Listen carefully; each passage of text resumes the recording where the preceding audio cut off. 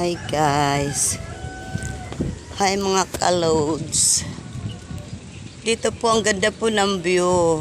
Dito po sa Banga First. Ayan po. Ang ganda po talagang view niya guys. Mga kaload. Tingnan nyo po. Ito po yung saging. Dito po ako sa kaibigan namin. Pamasyal po kami. Pinagawa po yun namin yung motor. Kahapon po, iniwan po namin yung motor namin. Ngayon po, binalikan na. Hindi pa po ginagawa. Binaklas pa po ng asawa ko at saka ng kababata namin na gumagawa po ng motor. Ayan po, ang ganda po ng view dito guys, diba? Ayan po yung mga puno. Wow, grabe guys. Oh, dami. Yung mga saging. Ayan, ayan guys.